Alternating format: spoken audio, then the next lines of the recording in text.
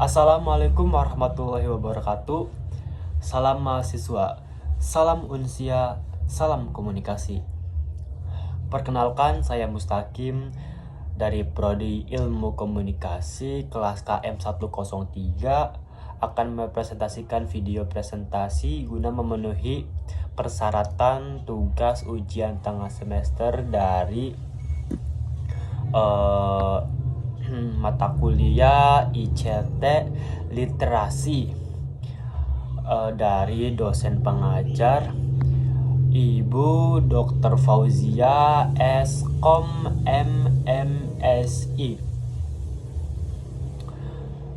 Puji syukur saya panjatkan kehadirat Tuhan Yang Maha Esa karena telah melimpahkan rahmat dan berkahnya sehingga saya dapat menyelesaikan tugas video presentasi ini dengan baik dan tanpa kendala apapun. Pada kesempatan ini saya juga mengucapkan terima kasih kepada pihak yang telah membantu sekaligus memberi dukungan dan dalam penyusunan video presentasi ini, terutama kepada dosen pengajar Ibu Dr. Fauzia Skom MMSI, kedua orang tua dan teman-teman seperjuangan. Video bertemakan manfaat asuransi jiwa dari asuransi Astra Life AVA iSafe Protection. Ini disusun untuk memenuhi tugas ujian tengah semester 2 mata kuliah ICT literasi. Sebelum kita mulai, yaitu latar belakang industri asuransi Indonesia apa sih? Akhir-akhir ini mengalami perkembangan yang cukup pesat setelah pemerintah mengeluarkan regulasi pada tahun 1980-an.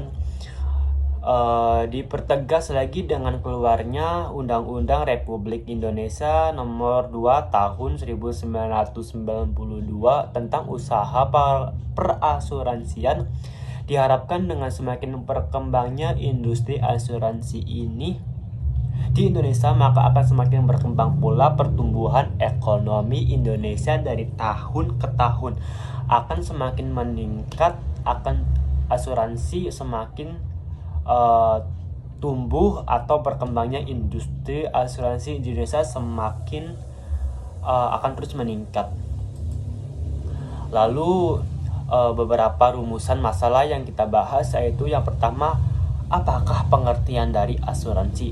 Lalu yang kedua, apa saja jenis-jenis asuransi? Dan yang ketiga, apakah keuntungan dari asuransi? Tujuan dan manfaat asuransi.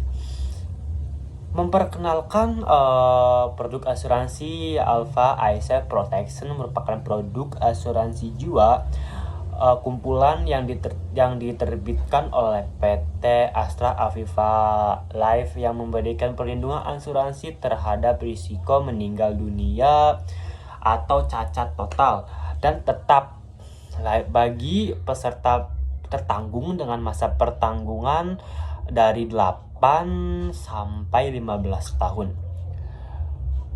Manfaat bagi penulis dapat mempraktikkan ilmu dan pengetahuan yang telah diperoleh selama masa penuntutan ilmu dan hasil penelitian.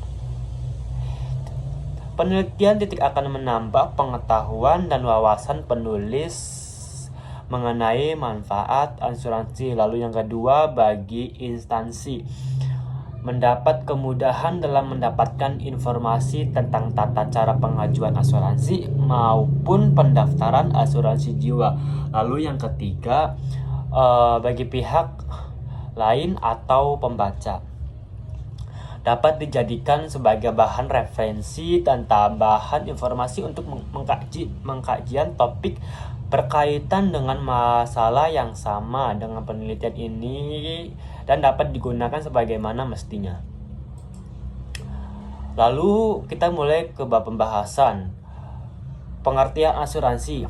Apa itu asuransi? Menurut Kamus Besar Bahasa Indonesia KBBI, yang dapat diakses secara daring. Pengertian asuransi merupakan pertanggungan di antara dua pihak, yang mana satu pihak memiliki kewajiban untuk membayar iuran sedangkan pihak yang lain berkewajiban memberi jaminan secara penuh kepada pembayar iuran bila terjadi sesuatu yang menimpa atau terkait barang milik pembayar sesuai dengan perjanjian yang telah dibuat.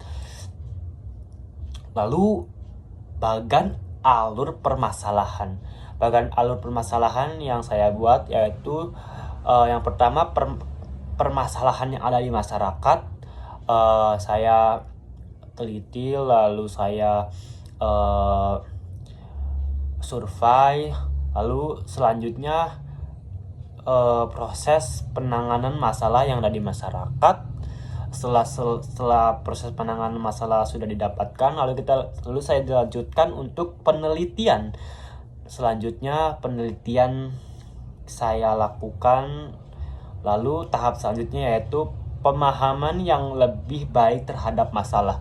Jadi ketika sudah teliti, sudah mendapatkan pemahaman yang lebih baik, setelah itu merujuk kepada rekomendasi penyelesaian masalah. Lalu selanjutnya itu jenis-jenis asuransi. Apa saja sih jenis-jenis asuransi? Yang pertama yaitu dilihat dari segi fungsinya. Apa saja fungsi dilihat dari fungsinya, yaitu asuransi kerugian, non-life insurance. Yang kedua yaitu asuransi jiwa atau life insurance. Yang ketiga yaitu reasuransi. Yang kedua dilihat dari segi kepemilikannya. Asuransi dari segi kepemilikannya yaitu asuransi milik pemerintah, asuransi milik swasta nasional, asuransi milik perusahaan, dan asuransi milik campuran. Selanjutnya, keuntungan asuransi. Bagi nasabah, asuransi mempunyai keuntungan. Yang pertama, memberikan rasa aman dan ketenangan hidup. Lalu yang kedua, merupakan simpanan yang pada saat jatuh tempo dapat ditarik kembali. Lalu yang selanjutnya, terhindar dari resiko kerugian atau kehilangan. Selanjutnya, memperoleh penghasilan di masa yang akan datang. Selanjutnya, memperoleh penggantian akibat kerusakan atau kehilangan. Dan selanjutnya, menjadikan seorang bisa lebih tertib dalam mengatur keuangan mereka. Dan yang terakhir yaitu memudahkan urusan. Lalu bagi perusahaan asuransi, manfaat dan keuntungan asuransi yaitu keuntungan dari premi yang diberikan ke nasabah, keuntungan dari hasil pernyataan modal di perusahaan lain, dan keuntungan dari hasil bunga dari investasi di surat-surat berharga. Lalu saya telah mensurvei dan mengobservasi di masyarakat terhadap berkeinginan memiliki asuransi. Lalu pekerjaan apa sajakah yang ingin mereka memiliki asuransi? Saya telah mensurvei kurang lebih 7 pekerjaan yang telah disurvei. Rata-rata pekerjaan swasta berkeinginan untuk memiliki asuransi, dan karyawan swasta sekitar 22,2% karyawan swasta berkeinginan memiliki asuransi, serta wira swasta juga 22,22% sama. Lalu selanjutnya saya telah mensurvei rata-rata umur yang tertarik untuk mengajukan atau memiliki asuransi. Beberapa 1 hingga 9 jawaban yang telah disurvei, sekitar umur 22 tahun mereka memiliki keinginan untuk mengajukan atau memiliki asuransi. Pada umur 22 tahun. Lalu kita lanjutkan ke metode. Metode jenis penelitian yang saya buat yaitu metode penelitian survei, yaitu metode penelitian kuantitatif deskriptif. Penelitian kuantitatif deskriptif digunakan untuk menggambarkan, menjelaskan, atau meringkaskan berbagai kondisi, situasi, fenomena, atau berbagai variabel penelitian menurut kejadian sebagaimana adanya yang dapat dipotret, diwawancara, diobservasi, serta yang dapat diungkapkan melalui bahan-bahan dokumenter. Titik penelitian ini dilakukan di PT Astra Life Asuransi Jiwa. Lalu metode yang saya buat yaitu yang pertama wawancara. Teknik pengumpulan dan wawancara adalah melalui proses tanya jawab lisan berlangsung satu arah, artinya pertanyaan datang dari pihak yang mewawancarai dan jawaban diberikan oleh yang diwawancarai. Lalu yang kedua yaitu observasi. Teknik pengumpulan data observasi adalah dengan cara mengamati atau meninjau secara cermat dan langsung di lokasi penelitian, yaitu di sekitar Jakarta Utara, untuk mengetahui kondisi yang telah terjadi atau membuktikan kebenaran dari sebuah penelitian yang sedang dilakukan analisa data. Saya telah mensurvei 1 hingga 9 jawaban dari karyawan PT Astra Honda Motor. Kami melakukan wawancara pada karyawan PT Astra Motor. Dari hasil wawancara, 1 dari 6 karyawan tidak mengetahui tentang asuransi.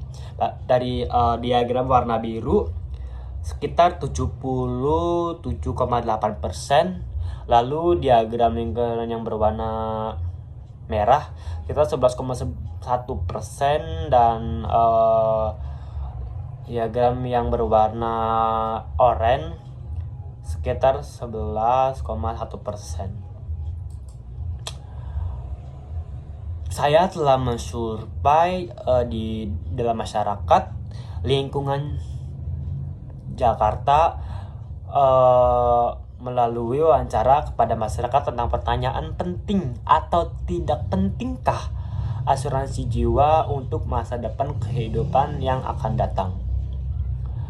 Sekitar mendapatkan 9 jawaban. Diagram yang berwarna biru, hampir masyarakat menginginkan jawaban iya, yaitu penting untuk kehidupan yang akan datang. Sekitar jawaban yang ragu-ragu atau mungkin terdapat 22,2%. Prosedur pendaftaran asuransi jiwa bagaimana? Mari kita bahas, yaitu pertama penyerahan dokumen legal dan tanda tangan formulir SPAJ dan bayar premi. Lalu yang selanjutnya proses seleksi underwriting. Di sini juga mungkin perlu atau tidak perlu jika ada, yaitu medical test. Lalu selanjutnya perintah underwriting. Lalu setelah itu status aplikasi, mari kita cek, ada 3. Status approved atau diterima. Yang kedua status diterima sementara ekstra premi. Lalu yang ketiga status ditolak. Dari 2 status diterima dan status diterima sementara, lalu dipolis, dicetak, dan jika status ditolak, premi awal dikembalikan dari proses awal. Output dan target capaian. Output target capaian saya yaitu ada 6 hasil. Yang pertama penyusunan proposal, lalu pembuatan project, pengerjaan hasil 1, analisa, penyusunan project, dan analisa akhir, sehingga mencapaikan target. Yang pertama penyusunan proposal di minggu ke-6 dari sesi kuliah, sesi ke-6 setelah sesi tugas diberikan, lalu pembuatan project, targetnya penyusunan informasi, setelah itu target pengerjaan hasil sementara, setelah pengerjaan hasil sementara target selanjutnya yaitu analisa hasil sementara, lalu penyusunan hasil sementara, lalu yang terakhir laporan hasil atau final.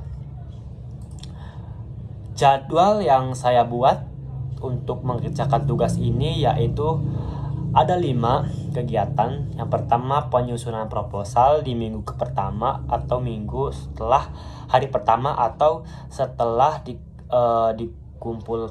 diberikannya tugas. Lalu yang kedua, pengumpulan proposal pada hari pertama, menganalisa di hari kedua. Lalu lanjutan adalah proses project. Kita analisa 3 hari, yaitu di hari kedua, hari ketiga, dan hari keempat. Lalu lanjutan proses project yang setelah kita analisis pada hari ketiga.